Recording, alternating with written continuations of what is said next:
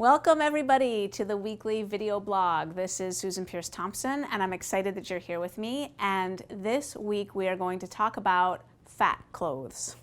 So when you do bright line eating and you start losing all your weight, what are you going to do with all those clothes? So the first thing I want to say is that it is really a wonderful transformation what happens to your closet with bright line eating. I don't know about you, but for me, before I found bright line eating, my closet was filled with clothes that I couldn't wear. A lot of them. I mean, I had clothes in sizes from 8 was my smallest. I had 8, I had 10s, I had 12s, I had 14s, I had 16s, I had XLs, I had XXLs. And at any given moment, I could only fit into a small sliver of the clothes in my closet, which was really frustrating, but I kept them all and was just wearing a few things that fit me at the time. So as I started losing weight, I started climbing back down those sizes. A lot of people who do bright line eating though, they get down into sizes they've never seen, and that was certainly true for me. I never expected to end up in a size 4 in my wildest dreams. The pants actually that I wear most often are size 2 in my life. Most of my clothes are size 4. So let's take the case of someone who starts off well above 200 pounds and doesn't have any clothes in their closet down in the size 14s and 12s and 10s and 8s and 6s. What they're going to experience is a rapid shrinking down through sizes. And so while it's amazing to end up with a closet of all clothes you can wear, the transition to get down there can be challenging. So I want to mention a few principles that I've learned doing this myself and then coaching countless people through this process. First of all, don't spend a lot of money on clothes while you're losing your weight, because what you're going to do is you're just going to shrink right through that size within a month or two, and then you're going to have yet more clothes that now you can't fit into, and that later on you might either need to just throw away, give away, or get tailored. So certainly don't go to malls or to expensive boutiques buying clothes that fit you as you shrink down through your sizes. But what can be your best friend is a really, really good thrift store. So this is where you want to take advantage of Goodwill or even borrowing from a friend. I know it sounds weird, but can you find someone that's in the size you're at now and say, hey, could I borrow a couple things for just a month or so? I'm not going to need them for long. So find really inexpensive ways to clothe yourself as you're losing your weight. But do find some clothes that are in the size that you're in now and that fit well, because there's nothing worse than wearing a burlap sack if you've just lost a bunch of weight and you're not wearing clothes that actually fit you. So it's nice to do your body the respect of having something on that fits if you can. So those are my recommendations as you're shrinking down the sizes. Now, what about when you're at goal weight or you're approaching goal weight, and now you're faced with a closet full of clothes that are fat and too big for you? What do you do with all those clothes?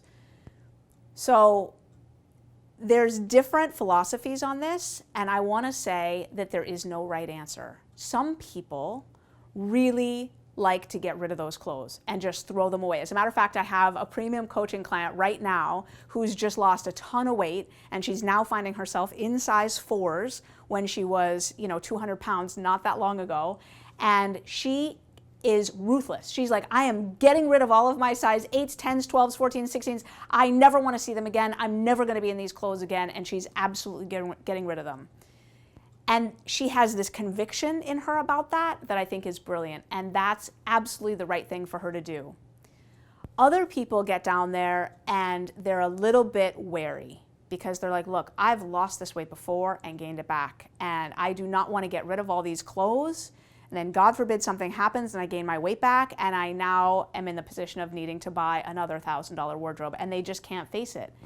And to anyone who's feeling that way, I just want to say, there's no need to throw them out or give them away yet. It does not mean that you're jinxing yourself or that you don't believe in yourself. It's just a more risk-averse approach to the clothes issue.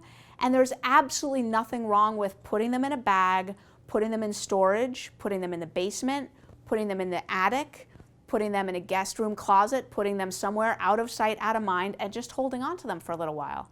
And you might find that 6 months or a year or 2 later, you stumble upon them and say, oh, I don't need these clothes anymore. And boom, done, right? Now, one thing that happened to me was I lost all my excess weight. I got rid of all my clothes, and then I got pregnant. And I really wished I'd saved some of those bigger clothes, because I spent a lot of money on maternity clothes, that if I had just saved a few clothes in a slightly bigger size, I would have saved a lot of money. And so I learned my lesson, and I saved some of those bigger clothes, and I've used them since, because I had a surgery on my ankle. I fractured my ankle and had to have a surgery on it. And I went down into the basement and found these pants that had a bigger leg hole and were slightly looser around the leg, and I was able to wear them, you know, in the recovery period after my surgery, and it was really helpful. And so now I do still to this day have one bag of clothes in a couple of slightly bigger sizes, just in case for some kind of surgery, or I'm, you know, some kind of pain or something where I need to wear looser clothes. I don't know, whatever. I don't have a crystal ball, but sometimes it's nice to have some slightly larger clothes. So that's just a word to the wise also. Now, something that I did and that I know lots of people do and I really want to recommend is using a tailor. So just because you don't fit in those clothes now doesn't mean you have to get rid of them or give them to Goodwill or throw them out. You can bring them to a tailor and have them tailored down to your current size. And I did that with several key pieces that I am so glad I kept. And now, you know, I have a skirt that used to be a size 16 and now it's a size 4. And it's a pencil skirt. So it wasn't that hard for the tailor to just cut out a massive swath of the fabric and just make a new seam and just make it tiny for me. And I love that skirt. It's made of this Egyptian fabric that's gorgeous. I would never find anything like it ever elsewhere. And I'm so glad I still have it. I have several key pieces of clothing from my old fat wardrobe that I've tailored and made smaller. Now, Lyndon Morris Del Rio, who's in our Bright Line Eating community, she took this to a little bit of a length. I was going to say to an extreme, but I don't know if it's so extreme. It actually makes sense when she explains it to me. She tailored pretty much her whole wardrobe, almost everything she brought to a tailor. She spent several $1,000s making her gorgeous, she lives in Vancouver, right? So these gorgeous, you know, custom gift shop Vancouver clothes. She made her whole wardrobe smaller into her tiny little size now. She's now skinny mini, down at goal weight, and she just had her whole wardrobe tailored down. And she says, you know, she never would have found those clothes elsewhere, and it was cheaper than buying it all new. You know, what's the alternative? Almost always you can tailor something for cheaper than you could buy it new. So just a few thoughts about what to do with those fat clothes. Some people like to have a ceremony as they're getting rid of their clothes.